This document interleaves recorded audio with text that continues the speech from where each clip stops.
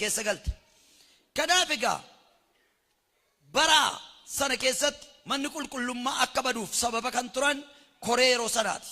Har'as namooti baay'een mana qulqullummaa Waaqayyoo keessatti of hin eeggannu yoo ta'e manni qulqullummaa Waaqayyoo hin bada. Namoota mana Waaqayyoo balleessan nun godhi Waaqayyoon jedhe. Amantooti har'a mana qulqullummaa Waaqayyoo keessa jirru kun macaafa qulqulluu keessaa xiqsii wal fakkaatu tokko jira. Innis Luqaas 5 fi Yohannis 21 dha. Luqaas 5 fi Yohannis 21 lachuu waa'ee qurxummii haasa'u. Lachuu waa'ee laga Galiilaa haasa'u. Lachuu waa'ee Phexros. Namu bateen ilaalle yoo ta'e jarri kun waan wal fakkaatan fakkaatu garuu dhoksaa guddaa gidduu jira. Luqaas 5 irratti kiyyoo darbatanii qurxummii danuu qabataniidha. Karaa biraa immoo du'a Kiristoos dura. Yohannis 21 irratti immoo kiyyoo darbatanii qurxummii qulqulluu 153 qabataniidha. Karaa biraa immoo du'a Kiristoos booddeedha. Waldaan keenya seensi anaa kun Luqaas 5 irra jirti. Isa kiyyoon ammoo danda'u ammaaree qabu. Garuu qulqulloota miti. Qurxummii qulqulluu kan jedhu qurxummii 153 kan jedhu kan lakkoofsaan beekamaan Yohannis 21 irra jira. Inni Luqaas boqonnaa 5 sun maqaa qurxummiitiin fatteenis raachis armacin hin ta'inis kiyyoo marganii lixani. Hamma maal ta'uu ga'uttedha. Maal jettan jedhan? Maqaa qurxummiitiin lixe garuu isa tarsaasuudha. Isa uree ba'uudha. Isa cabsee ba'uudha. Karaa mataa isaa barbaaddataa kiyyoo keessa taa'a. Karaa isaa mijatu laallachaa. Carraa isaa mijatu laallachaa maal keessaraa? Kiyyoo keessa taa'a.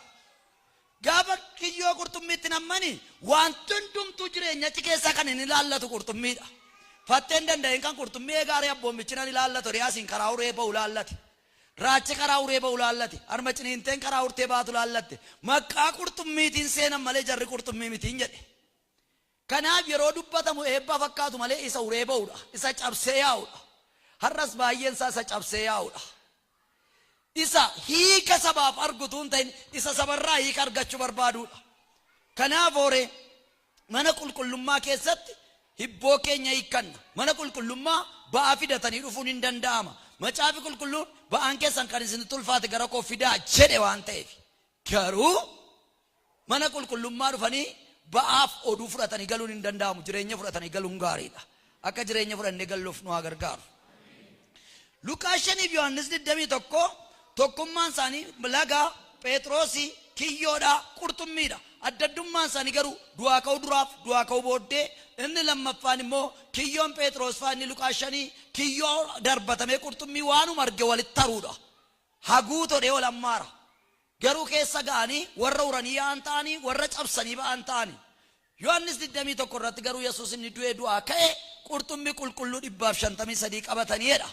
Kanaaf nu waldaan keenya kun Luqaas 5 irra malee Yohannis 21 hin geenye ilmi Waaqayyoo guyyaa isaa eegee firdiin gaafa mul'atu inni adda ba'e addan ba'a fattee biraachis wal calala. Yeroo baay'ee gabeenna baay'een keenya namooti akkas jedhu amma balufaatu waldaa keessan dhufamanii waldaa sana gooftaan jira jechuu dandeenya. Maaliif abaluun dhugaam abaluun hataam abaluun sobaam jedhu eeyyee jarri jiru gooftaan jira. Dhagaamaa jira. Gati hattuuf sobduu waldaa jirtu gooftaan hin jiru hin jennu.